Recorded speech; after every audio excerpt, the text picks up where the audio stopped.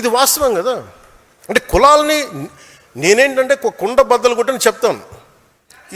ఇది ఒక వాస్తవం ఉంది, దీన్ని అర్థం చేసుకుందామని. అలాగే నిజంగా కుల నిర్మూలన జరగాలని దేశం అంతా అన్ని రాజకీయ పార్టీలు ఆలోచించాల్సింది.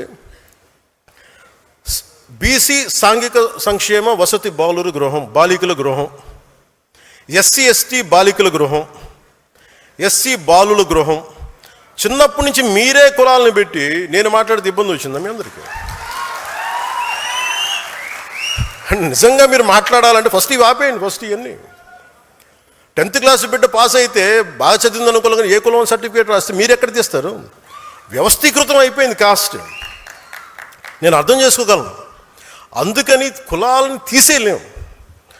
కోరటి వెంకన్న పల్లె కన్నీరు పెడుతుందంటే అరే మనకి వృత్తులు పోయినాయి అని బాధపడతారు.